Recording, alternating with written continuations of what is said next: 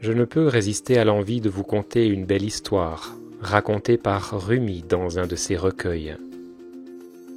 Il y eut un concours de fresques. On partagea une grande pièce en deux, une pour chaque équipe concurrente, et on plaça un rideau au milieu.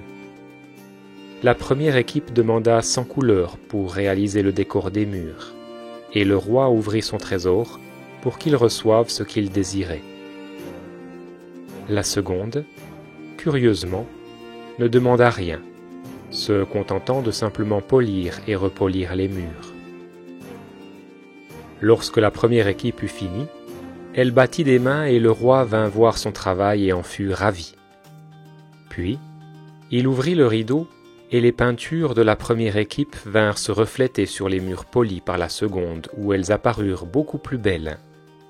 La seconde équipe, dit Rumi, représente les soufis. Ils ont poli leur poitrine, les ont purifiés du désir, de la cupidité, de l'avarice, des haines.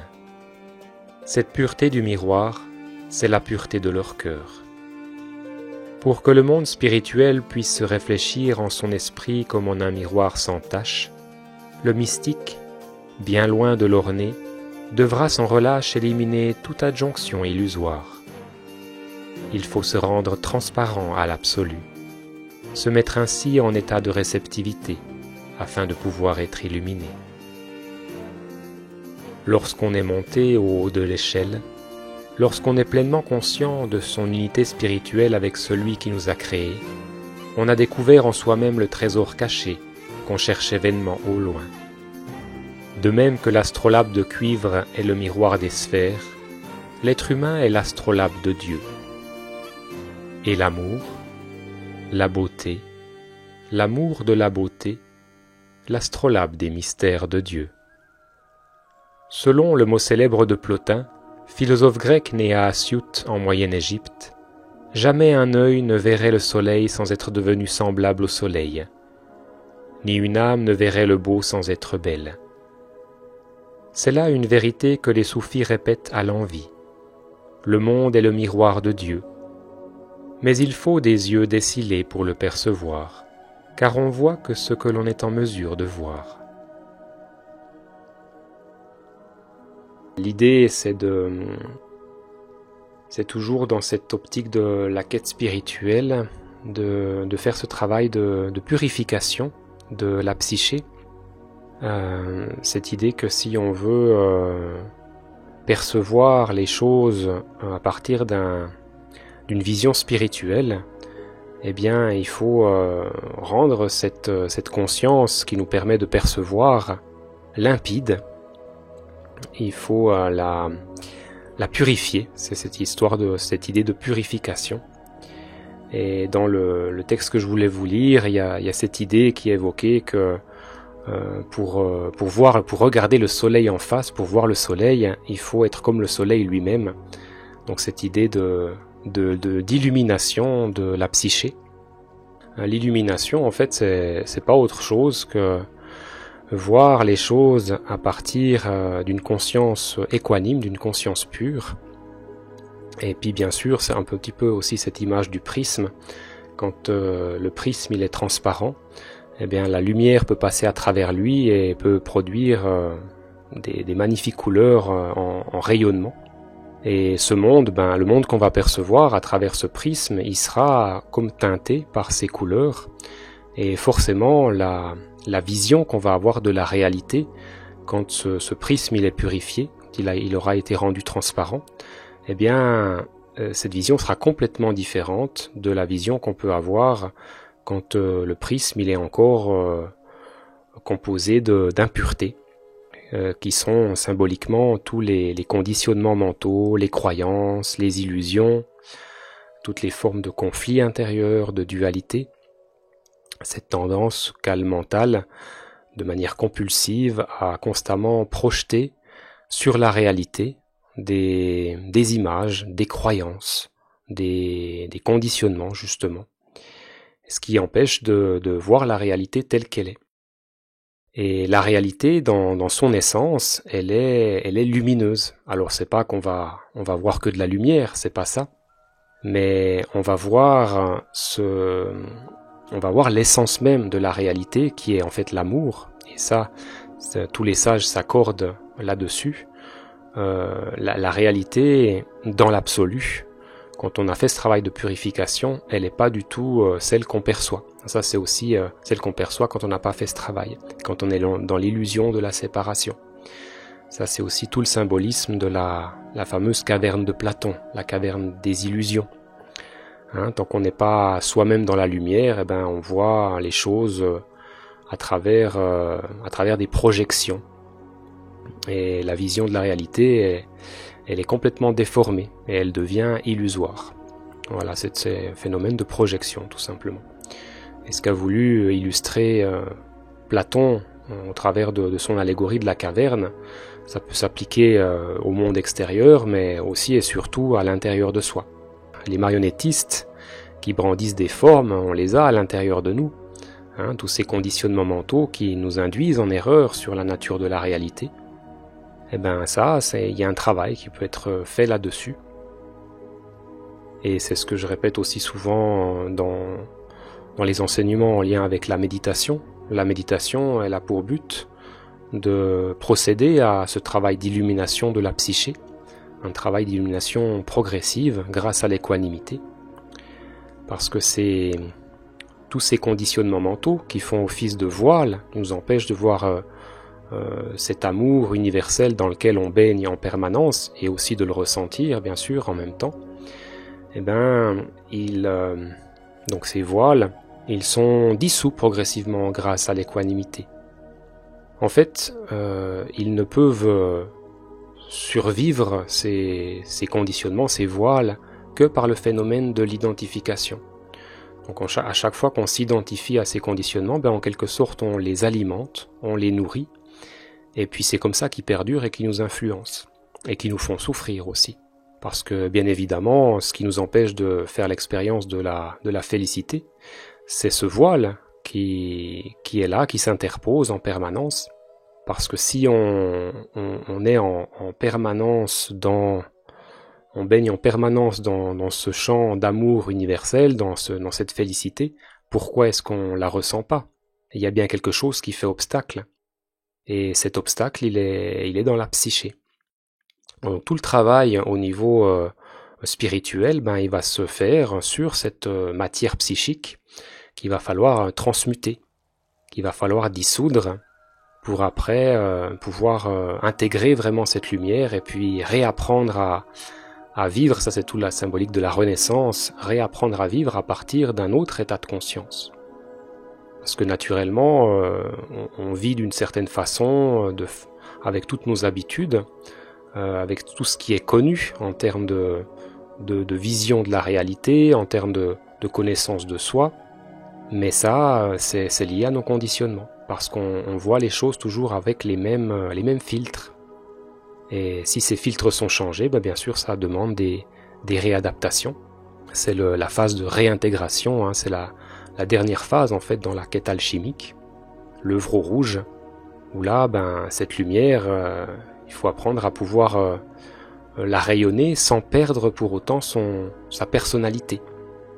C'est-à-dire que ce prisme, c'est une très très belle image, il va continuer à rayonner des lumières qui seront singulières, qui ne seront pas les mêmes que celles des autres prismes, parce qu'il aura sa forme, il aura sa qualité intrinsèque. Voilà. Alors oui, la psyché, c'est le mental. En fait, la psyché, c'est le mental plus les émotions. En fait, c'est l'âme, c'est le domaine de l'âme. Donc là, on est toujours dans le domaine de l'âme, donc ce qui est observable par l'esprit. Quand on est dans la méditation, on observe l'âme, on observe les pensées, on observe les émotions. Là, on est dans le domaine du phénomène, même si les pensées, c'est très très subtil, on est dans le domaine du phénomène.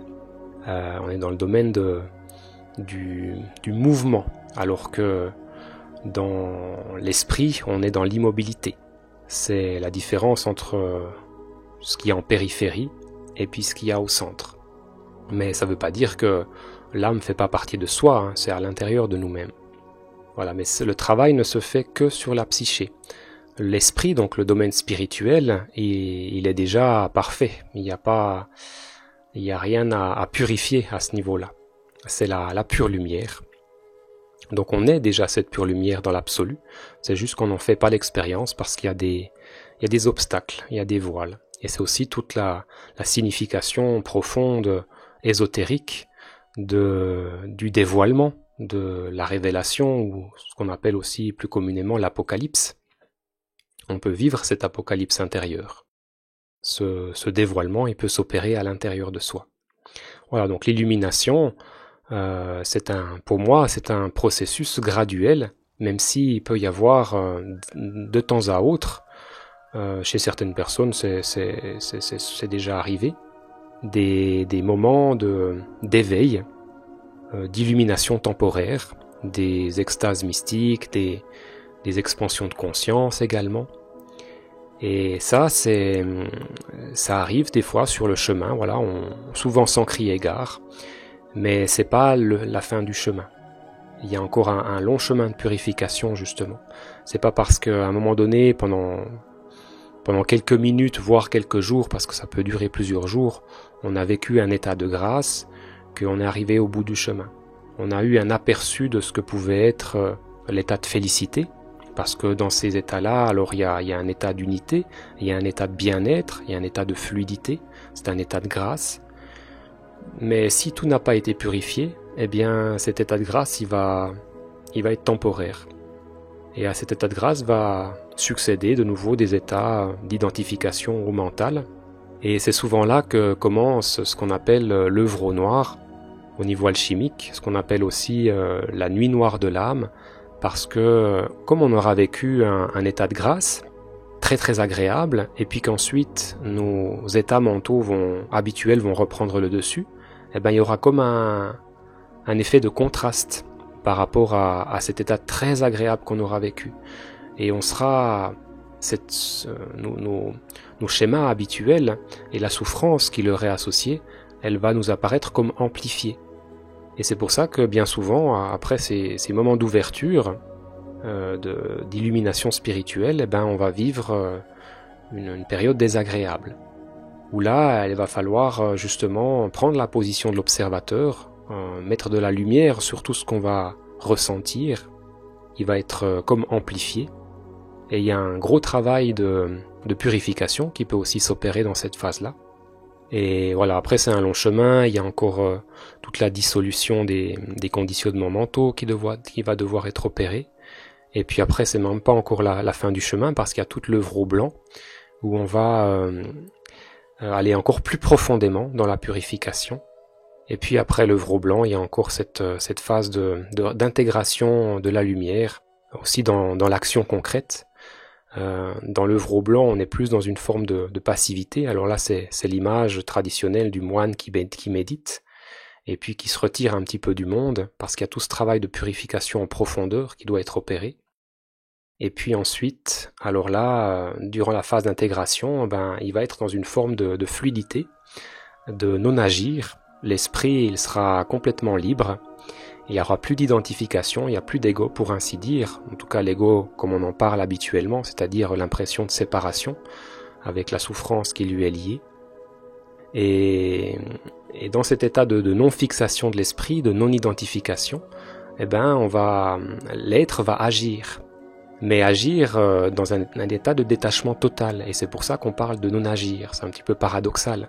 En fait, il n'y a plus d'ego, il n'y a plus d'individu qui se sent concerné par le résultat de ses actions, etc. Et puis c'est pour ça qu'on parle aussi de fluidité, ou là, d'état de grâce qui devient permanent. Et là, il y a des actions, mais voilà, c'est pas l'action qui va déterminer le plaisir ou le déplaisir.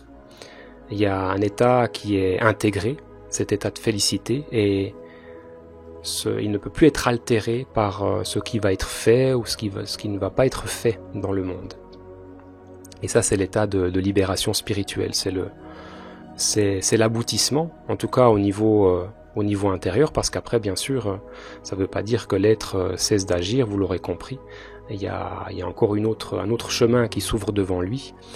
Mais l'état de conscience, il est stabilisé dans l'équanimité. On peut aussi parler de d'équanimité parfaite et permanente. Et puis c'est ça qui change tout en fait, parce que le chemin ensuite il continue, mais il est accompli dans cet état de félicité qui n'est plus altéré. Voilà, l'état de béatitude, on appelle ça comme ça aussi. Voilà, en résumé, alors vous voyez que c'est un long cheminement parce qu'il y a justement tout ce travail de purification. Et aujourd'hui, il y a beaucoup d'êtres qui se disent réalisés spirituellement, qui prétendent avoir réalisé le soi, mais c'est pas tout à fait vrai en fait, parce que la vraie réalisation, c'est celle dont je vous ai parlé, où il y a tout qui a été purifié, et puis il n'y a plus de retour en arrière possible. Parce que tant qu'on fait une expérience d'éveil, et puis qu'après on retombe dans nos schémas, et qu'il y a encore un ego, on peut pas se prétendre éveillé. Même si l'expérience qu'on a eue, qui a été temporaire, elle aura été, pendant ce laps de temps, celle que peut vivre un authentique réalisé spirituel. Mais la différence entre un libéré vivant et quelqu'un qui a juste fait une expérience, c'est le caractère permanent de l'expérience du libéré vivant. Voilà la différence. Et ouais, c'est subtil tout ça, et puis il faut être très vigilant parce que l'ego peut aussi récupérer l'expérience d'éveil, et puis en se prétendant éveillé, c'est sûr que c'est très valorisant. Il y a pas de, je pense il y a rien de plus valorisant en fait pour l'ego que de se faire passer pour un éveillé.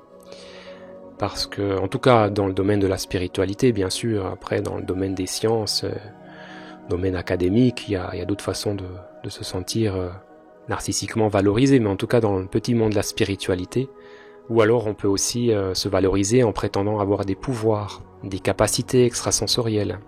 Mais ça, c'est pas non plus le but de la spiritualité, si on veut parler d'un but, qui est pour moi justement la félicité.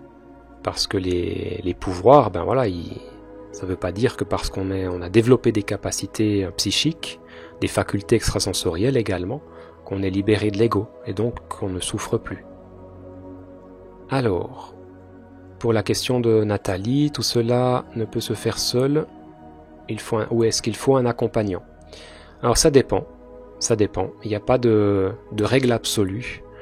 Ça peut être utile d'avoir un maître sur ce chemin, pendant un temps, pour après faire des expériences seules par exemple, et puis après retrouver un maître, ou alors de faire tout ça tout seul. Il y a des êtres qui se sont libérés tout seuls, mais il faut une grande force intérieure et surtout beaucoup de volonté et de discernement. C'est justement là où on n'aura pas besoin de maître, parce qu'on aura la lucidité suffisante, et pour avoir ce discernement, il faut aussi avoir une aspiration à la justesse. Si on ne cherche pas la justesse, ça ne mènera nulle part en fait. Il y a vraiment cette volonté de pas se mentir à soi-même, de voir, de se questionner. Ça demande aussi de l'humilité, de remettre en question nos façons de voir les choses, dire est-ce que là je suis pas influencé par des biais, par des croyances, par des illusions. Est-ce que ma prise de position, est-ce qu'elle est vraiment juste? Est-ce qu'il n'y a pas un autre angle de vue? Est-ce que je ne suis pas en train justement de me leurrer, de me faire des films? Donc voilà, tous ces remises en question, c'est absolument nécessaire. Tandis que si on a un maître, c'est peut-être un petit peu plus facile, parce que le maître, il va avoir la lucidité qu'on n'a pas. Et puis il va pouvoir nous dire, là, regarde, tu es en train de te leurrer. Il faudra par contre, même si on a un maître, avoir beaucoup d'humilité. Parce qu'il faut accepter que ce que nous dit le maître est juste, et que ça nous est utile. Il y a aussi la notion de confiance ensuite. Comment savoir si le maître qu'on a choisi est un vrai maître, et puis que ce qu'il nous dit c'est pour notre bien, ou s'il n'essaye pas de finalement nous maintenir sous son emprise pour obtenir quelque chose de nous, que ce soit notre énergie, notre argent, des avantages, X avantages sur le plan matériel. Donc toutes ces questions sont pas faciles, mais je dirais que oui, le maître peut être très utile sur ce chemin. Après, le maître, ça peut être aussi la vie, ça dépend. On a aussi un maître intérieur, le le gourou intérieur. Donc tout ça, c'est des notions en lien avec la proximité au maître. Mais voilà, c'est pas, comme je le dis, il n'y a pas de systématisme, c'est pas une règle absolue. Ça dépend des personnes, ça dépend de leurs capacités, de leurs besoins, de là où elles en sont aussi sur le chemin spirituel. Ça peut être utile à un moment donné d'avoir des liens avec des communautés, avec des groupes, avec des fraternités, où on tire à la même corde, où on regarde dans la même direction, où on fait ce travail aussi sur l'ego. Ça peut être très très utile justement dans cette optique-là d'être confronté aux autres et puis d'être dans une même dynamique où on va travailler sur soi. Donc ça aussi c'est très utile, on peut faire ce travail si on a la fibre ascétique. Là il faut la fibre bien sûr pour faire ce travail seul. Hein. C'est l'image des moines qui méditent beaucoup dans leurs cellules.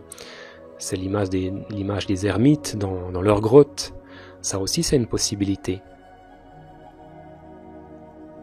Alors, Pascal nous dit « J'ai l'impression que la quête personnelle peut parfois illusionner si on perd la notion de service. » Oui, tout à fait. Absolument. Ouais, ça aussi. On peut être trop centré sur soi-même. C'est pour ça qu'il y a des théories selon lesquelles on devrait cumuler certains, on les appelle ça les yogas en Orient.